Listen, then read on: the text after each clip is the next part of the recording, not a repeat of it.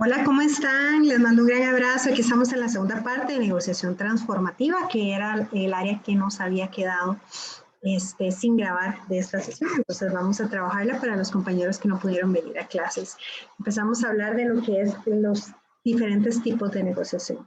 ¿Verdad? Tenemos una negociación que es la tradicional, que es esa negociación que distribuye los recursos, que siempre tiene que en un pastel pues ver qué pedacito va para cada quien. Es una negociación que es más de ganar y perder. Siempre tenemos que tener un ganador o un perdedor. Y es esta negociación donde nosotros tenemos que hacer un gran esfuerzo para llegar a la media, al centro. Entonces, todos los recursos y toda la energía que se camina en este centro es muy fuerte. Y son esos tipos de personas que nos dicen, mira, ¿cómo te fue? Y te dicen, mira, gané 3 de 5. No me fue tan mal, ¿verdad? Pero nosotros no nos comprometemos a esa sensación de pérdida.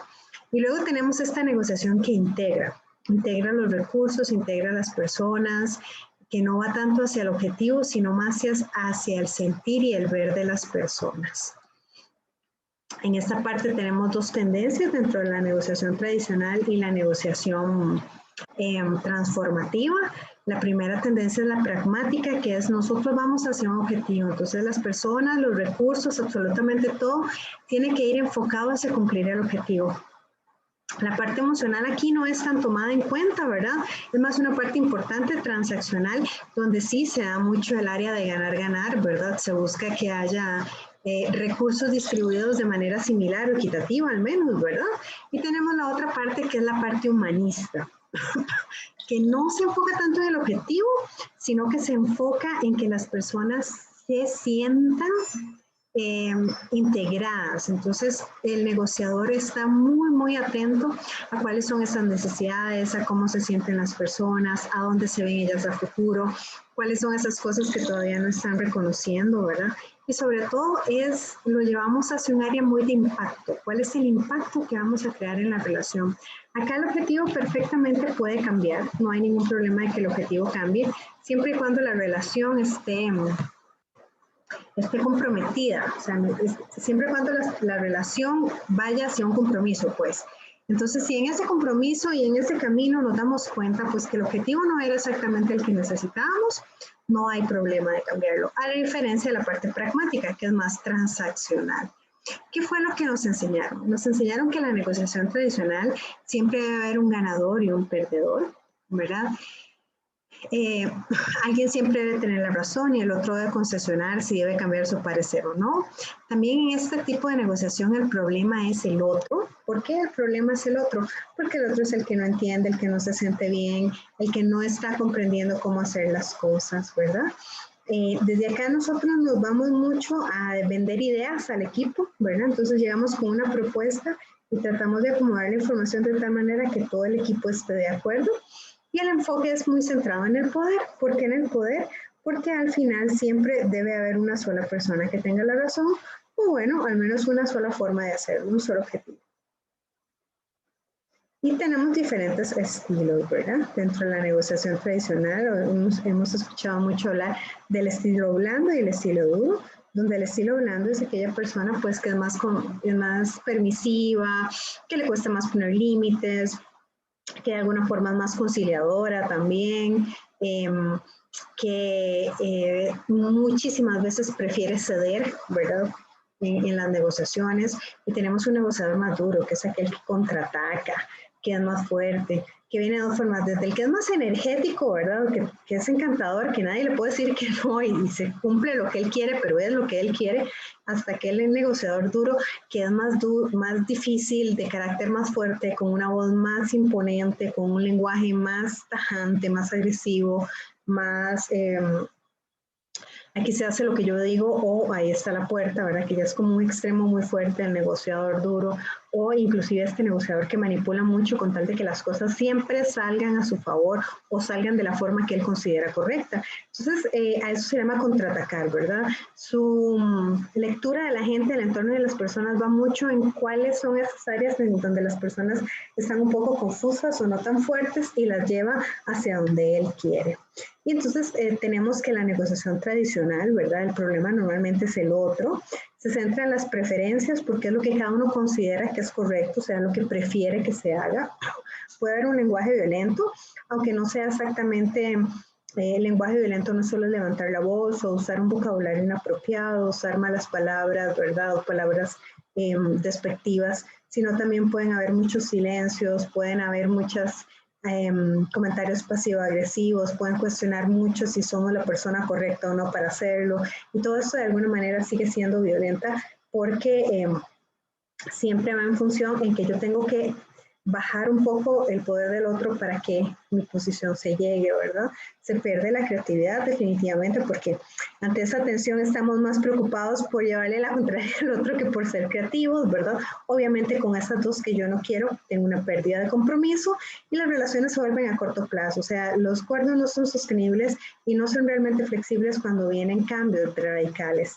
Y entonces nos damos cuenta que ya no estamos en esa era, ¿verdad? Que esto ya será del pasado, que es un poco, podríamos llamar de Pedro Picapiedra, porque hoy en día hay 3 condiciones importantes que a los jefes no nos han enseñado, pero tenemos que acomodarnos, tenemos que cambiar el control por la confianza. Hoy en día yo debo confiar en mi equipo, no controlarlo.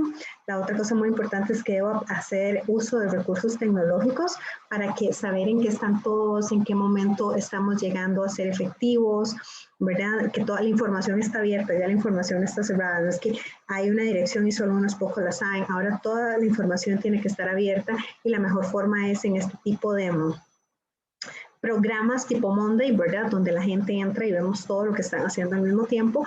Y la tercera, bueno, que va mucho a partir de esto con el tema del liderazgo, ¿verdad? De que ya tengo que empezar a confiar más en las personas y todo, y es que si yo me vuelvo muy controladora, me vuelvo una ladrona de tiempo para mi equipo o un ladrón de tiempo para mi equipo. Y entonces viene lo que deseamos transformar, cuál es esa área importante que deseamos transformar. Y es empezar a hacer negociaciones transformativas o negociaciones que incluyan a las personas como personas más que el objetivo. Y entonces nos damos cuenta que ya no vamos a empezar a trabajar en temas de quién tiene la razón o no, sino de necesidades, donde por ejemplo yo puedo tener un pastel, ¿no? Y si la persona quiere el centro del pastel, porque es donde están las cerezas que a mí no me gustan, y a mí me dejan la parte de afuera del pastel, que es donde está la crema chantilly que me encanta, ya no tengo que partir ese pastel, ¿verdad? Ese sería, la ganancia sería mi 100% de lo que yo necesito o quiero. El problema es un proceso, ya no es la otra persona, se centra muchísimo en las acciones, no es que Sandra sea responsable, es que Sandra llegó tarde y este proceso tenemos que trabajarlo de forma diferente. Se da mucho hacia el entendimiento, no hacia vender una idea, sino que yo presento un proyecto y más que vender la idea, empiezo a ver con las contrapartes y con todas las personas que están dentro de este grupo, qué es lo que se necesita, qué es lo que ellos piensan, por qué piensan que podría servir, que no servir. Y entonces empieza a hacerse una construcción entre todos. Y sobre todo se enfoca en el equilibrio, no en el poder. ¿Cuáles son las decisiones que debemos tomar para que haya el suficiente equilibrio y empoderamiento en las partes para que realmente puedan destacar y cumplir esto? Otra área muy importante es que la escucha activa es prioritaria en este tipo de negociación, porque ya mi sentir y mi lectura no va a estar en captar esa información para tener un poco más de ventaja, ¿verdad?, sobre las personas, sino más bien para ver dónde están esas áreas que no son conscientes o esos bloqueos que no nos están permitiendo estar equilibrados. Y desde ahí también conciliamos, igual que en el otro, pero se concilia desde un área ya no de ceder, sino más bien en un área donde todos podemos opinar, todos podemos ser reconocidos, se va a tener que tomar una solución, pero digamos, sea ese espacio participativo, se es más firme, ¿verdad? Hay cosas que no son negociables, sino es un tema de inclusive que la otra persona se sienta mal, sino que es un tema que no es negociable, sobre todo a nivel de proceso, ¿verdad? Que no lo puedo hacer yo, no lo puedo hacer el otro, entonces que no es un tema particular para una acción específica o una persona y se centra en el proceso, no se centra, digamos, en las preferencias, sino que aquí siempre es que todos podamos tener en cuenta que hay un proceso que se construye entre todos y entre más transparentes seamos y las necesidades más cubiertas estén, el proceso más transparente o claro se va a dar, pero sigue siendo un proceso, es una construcción, no es algo que yo normalmente tomo una negociación, ¿verdad? Y es algo que debo construir con la otra persona, no es algo que ya lo decidimos y es mágico. Entonces eso también lleva una apertura diferente para los resultados y para el área que yo tenga de diálogo con la otra persona y también nos da mucha tolerancia. ¿Cuál es el área importante? Resolvemos juntos. Ya no es que cada uno resuelve por su parte, sino que nos volvemos aliados encontrando puntos de encuentro, ¿verdad? Tenemos un lenguaje más inclusivo porque empezamos a ver dónde las personas requieren más atención y ser reconocidas. Ya no necesito, digamos, como bajar el piso en ese sentido. Fomenta la creatividad porque entre más diferencias hayan aquí, más resolvemos todos juntos. La creatividad no sale cuando todo es igual, cuando todo es homogéneo, cuando todos están de acuerdo. Se invita al compromiso porque cuando yo tengo la oportunidad de decir cómo me siento y de ser escuchada y tomada en cuenta, realmente yo estoy siendo invitada a poder comprometerme con este proceso y también a tener la responsabilidad de hablar en el proceso.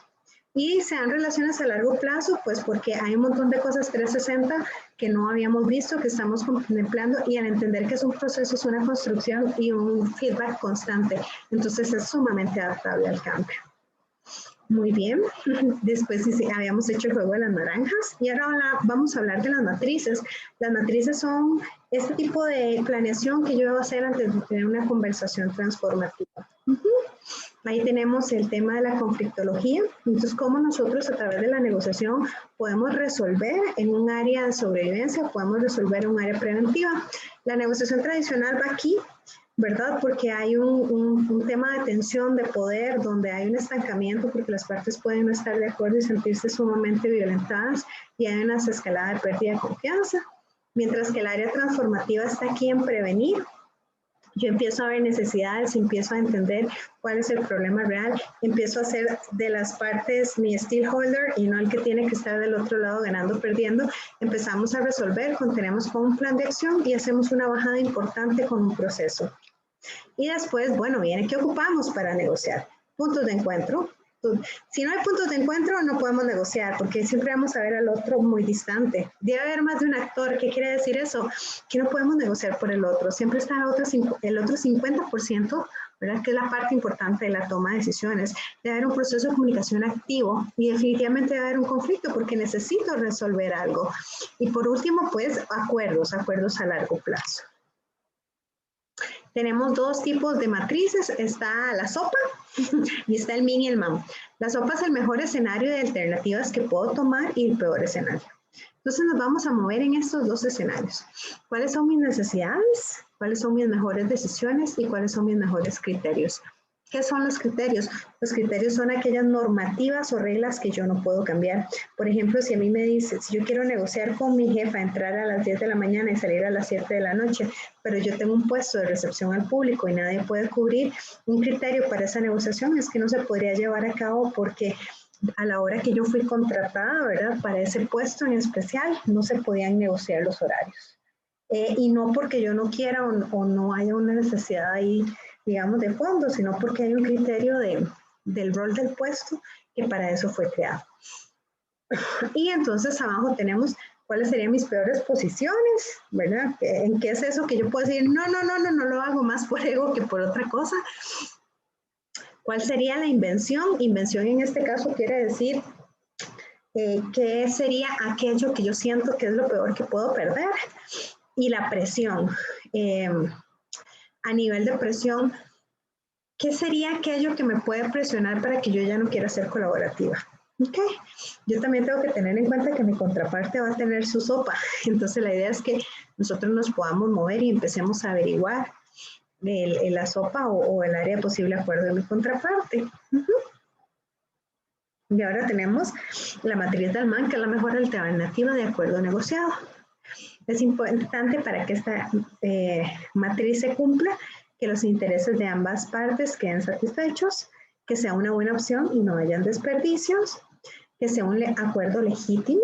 Eso quiere decir que yo no me voy a comprometer a cosas que no voy a poder cumplir luego, súper importante. Es un compromiso inteligente, porque es inteligente, porque es eficiente, es eficaz y va a ser en bienestar para ambos, ¿verdad? Va a haber una buena comunicación durante el proceso y las relaciones personales se van a mejorar cuando la matriz se empiece a correr. Entonces, yo voy a buscar mi mejor resultado, mi mejor decisión y mi mejor plan. ¿Okay? Voy a pensar cuál es el peor resultado que puede suceder, la peor decisión y el peor plan que puede suceder. Me voy a empezar a mover en el centro porque ni todo va a ser como yo quiero ni va a llegar la tragedia tan fuerte como yo la pienso. Y en este centro yo voy a empezar a averiguar de mis contrapartes qué es lo que ellos esperan, cuáles serían las mejores decisiones que ellos piensan que podríamos tomar y esos planes. De igual forma, yo necesito entender en ellos qué piensan ellos que podría ser el peor resultado, qué piensan ellos que podría ser una mala decisión para nosotros como equipo y el peor plan de acción. Y en este centro voy a empezar a negociar. Aquí abajo voy a saber perfectamente cuándo retirarme. Aquí arriba voy a apuntar hacia un área de equilibrio, no solo la mía, sino que voy a empezar a averiguarlo. Y al final esto va a quedar como un acuerdo que pueda satisfacer a ambas partes, que sea ejecutable, que es súper importante y sobre todo que sea sostenible a largo plazo. Y bueno, pues de esta manera estamos llegando a la parte final del tema de negociación. Acuérdense que negociar es construir, no es un proceso que se haga mágicamente en una sola conversación y que es mucha práctica, práctica, práctica. Les mando un gran abrazo y cualquier consulta estoy para servirles.